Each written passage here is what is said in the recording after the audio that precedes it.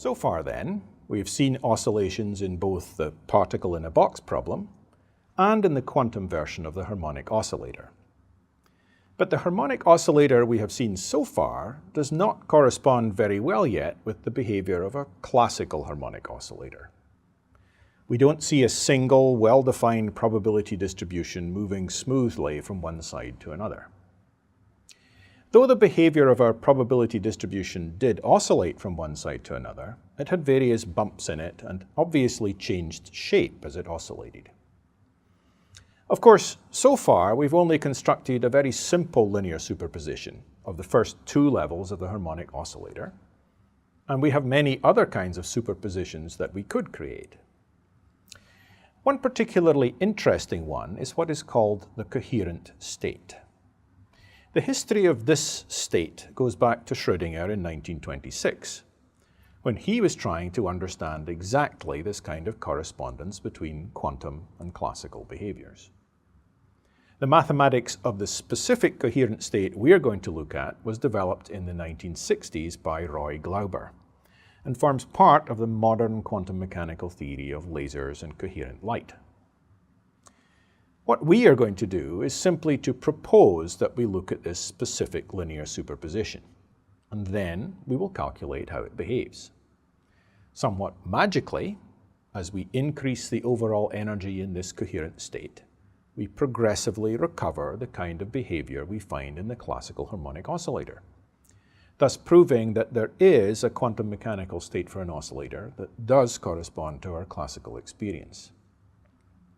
This is also a good example for us to look at to understand time-dependent behavior in quantum mechanical systems more generally. So let's formally construct this coherent state.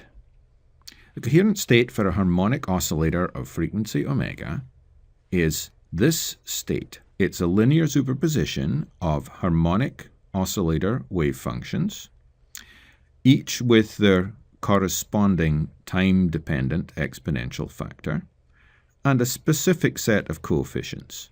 Now, this sum formally runs from n equals 0 to n equals infinity, but basically it's just a linear superposition of a collection of harmonic oscillator states, each of which we have correctly put the time-dependent factor in front of it, that is e to the minus I e over h bar t. That is for the nth state, that's n plus a half h bar omega, that's the energy of the nth state, divided by h bar, of course. So we end up with n plus a half times omega, the frequency of the classical oscillator. And then we have these specific coefficients out here, and you'll note that there are two indices on these. There is the index corresponding to which harmonic oscillator state we're talking about, and then there's another parameter n that we will clarify in a minute. And there are different coherent states depending on what we choose for this capital N here. So the capital N is a parameter we choose for the coherent state. The small n is the index for which particular harmonic oscillator state we're talking about at a given time. And these coefficients here obey the following formula. And I'll clarify for you in a minute what this means in another context. But anyway, at the moment, all we're saying is for each given little n, each given harmonic oscillator state, and for our chosen value of this parameter capital N, here's how we calculate these coefficients. As I said, these psi n of xi are the harmonic oscillator eigenstates. So, in this expansion, note that the modulus squared of these coefficients happens to have the following formula. And you might recognize that formula. This is the Poisson distribution from statistics. And in this case, it would have a mean n and a standard deviation root n. And the Poisson distribution, for example, if you're expecting on the average that you get capital N letters in the mail every day. So capital N doesn't have to be an integer, by the way. On the average, you might get 4.3 letters per day coming in the mail.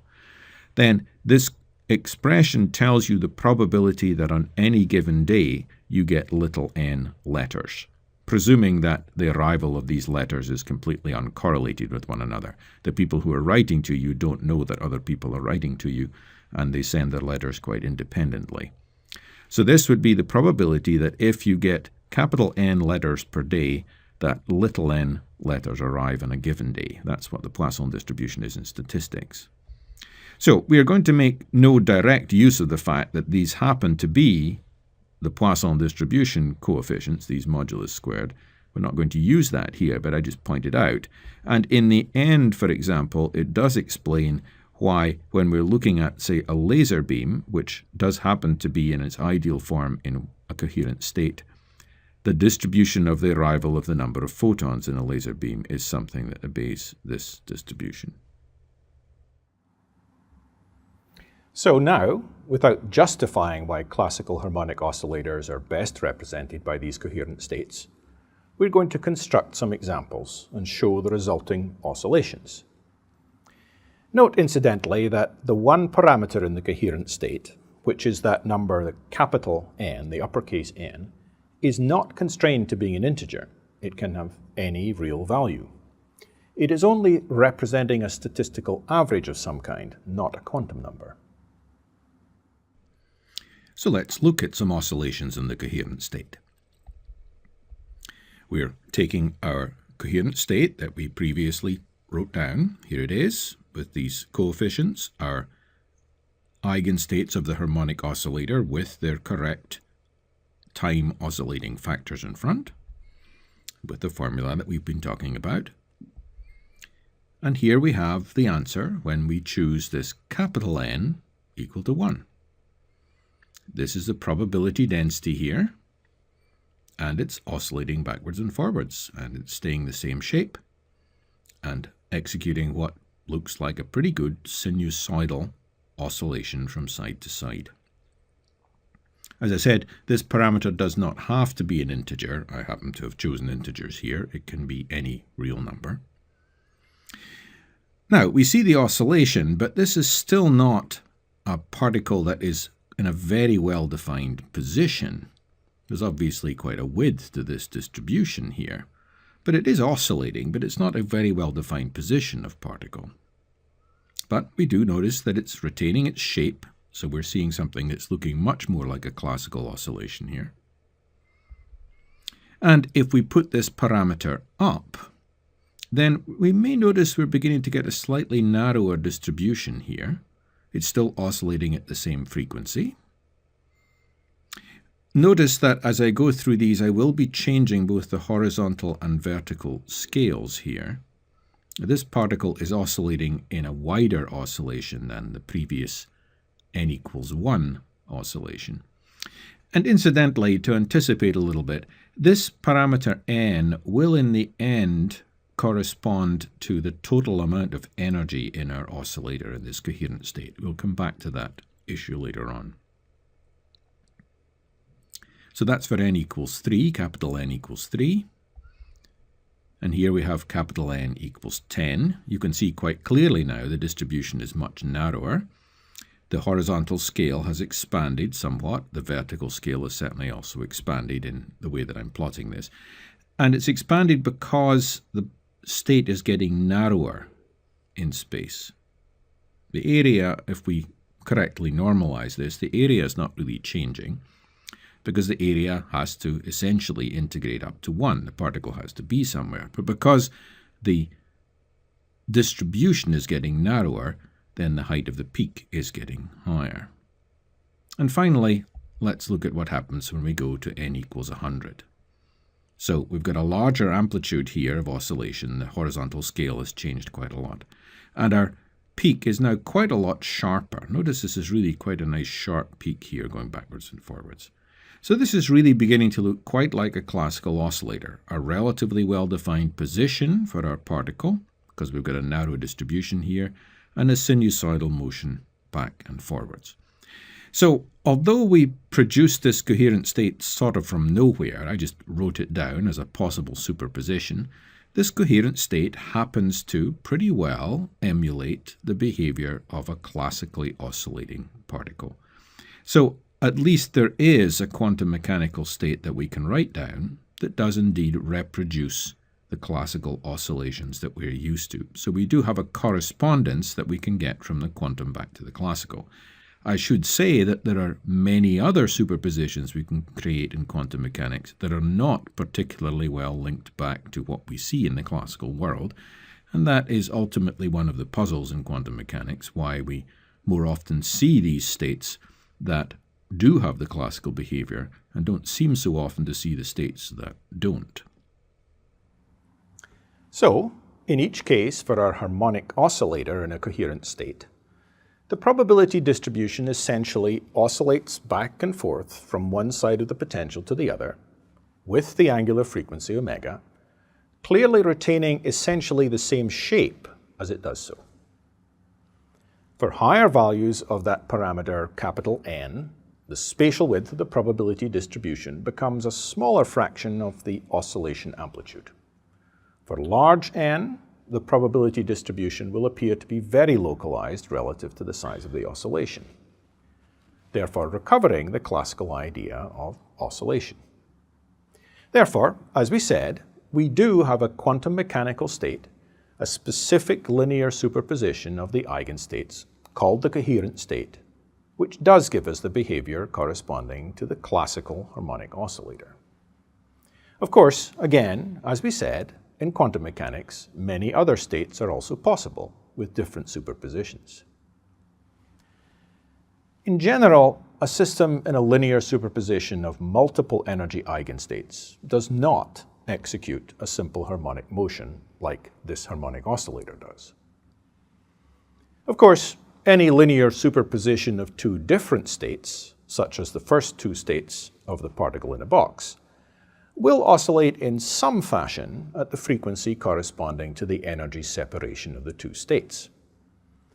But when we have a superposition of many states, we need equal spacing of the states in energy, which the harmonic oscillator has, or at least integer or rational ratios of the energy spacing, if we're to get cyclic behavior. The separations of the energy levels would all have to be integer multiples of some specific energy quantity. Harmonic, that is, simple oscillatory motion, when we have a complicated superposition of a large number of states, as in the coherent state, is a special consequence of the fact that all the energy levels are equally spaced in the harmonic oscillator case.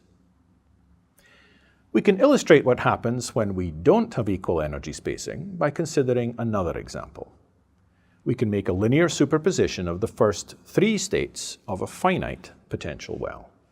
The energy separations there between the states are not in integer ratios. So let's look and see what happens if we superimpose some other states. What we're going to do here is we're going to make an equal linear superposition of the first three states of a finite potential well. So we remember, for example, the previous example that we worked through.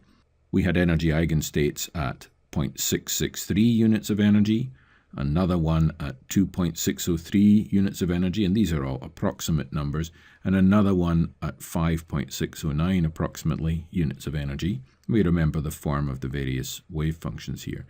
These are not in integer ratios. And because these energies are not rationally related, and they could be quite irrational numbers here, real numbers that are not necessarily rationally related to one another, the superposition in that case never repeats itself. For example, here is the probability density in time that we could calculate for a superposition like that.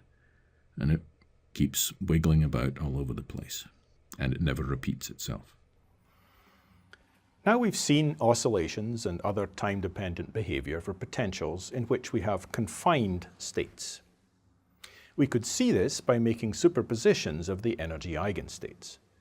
But we don't yet understand what might seem like an easier problem, the propagation of particles through free space or uniform potentials. How can we model that? That will be the subject of our next section.